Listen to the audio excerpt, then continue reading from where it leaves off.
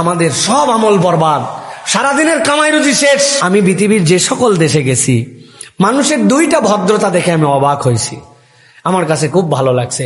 একটা পরিষ্কার জ্ঞান, আর দুইটা হচ্ছে কম কথা বলার জ্ঞান।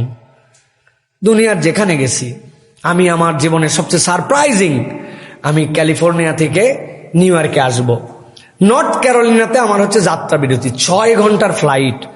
এখানে আসার পরে আবহাওয়া খারাপ, তুষার পড়তেছে, 2 ঘন্টা বিমান ডিলে। আটলান্টা এয়ারে আসতেছি, ভিতর থেকে ভিতর 6.5 ঘন্টা, 6,500 কিলোমিটারের বেশি রাস্তা। আটলান্টা এয়ারপোর্টে প্রতি মিনিটে অন্তত 4টা বিমান নামে আর পরের মিনিটে উঠে যায়। তো 2 ঘন্টায় তাহলে কত বিমান আসে এই জায়গায় জড়ো হয়েছে, কত যাত্রী আসছে, হাজার হাজার যাত্রী। এয়ারপোর্টটা সিঁড়ির মতো, সামনে এক স্টেপ, তারপরে স্টেপ, তারপরে এরকম করে করে এই এয়ারপোর্টটা বানাইছে। মানে এক জায়গায় বসলে পেছনে তাকালেও সবাইকে দেখা যায়, সামনে তাকালেও সবাইকে দেখা যায়। আমি দোতলার উপরে উঠছি, জোহরের ওয়াক্ত নামাজ পড়বো, নামাজের জন্য। বিশ্বাস করেন, আমি যা শোনানোর জন্য বলছি না, অন্তত পক্ষে ওই সময় এয়ারপোর্টে 3000 লোক বসে আছে, কেউ বই পড়তেছে, কেউ মোবাইল পড়তেছে, কিন্তু মনে হচ্ছে যে এয়ারপোর্টে মনে হয় 10 জন লোকও নাই। সবাই কথাও বলে, কথাটাও তারা বলতে শিখছে, যে এমন ভয়েস যেটা 2 জনের মধ্যে কথা হচ্ছে, 3য় জন শুনতে পায় না, গল্প করতেছে, ফোনে কথা বলতেছে।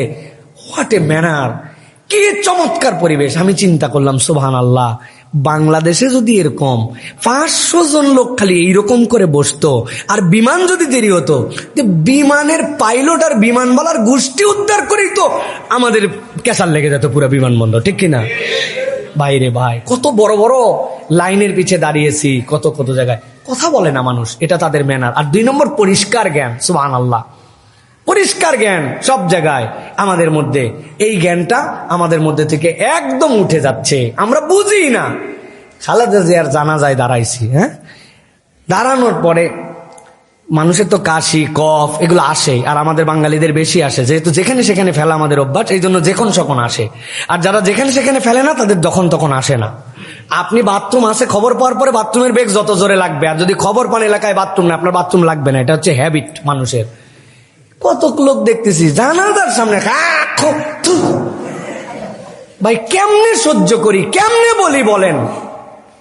কিভাবে আমরা ভদ্র হব জানি না। আরেকজন তো দেখি জানাজায় দম পাচ্ছে না, উনি ওই জন্য উনি মারে মারে পেছন দিকে সবাইকে উনি একদম সুন্দর করে উনি আগরবাতি ধরাইছে। ওই দিন শুধু পরিবেশ ছিল না জন্য আরে কিল ঘুষি লাগাই নাই, তাছাড়া একদম কিল ঘুষি লাগাই দিতাম একবারে।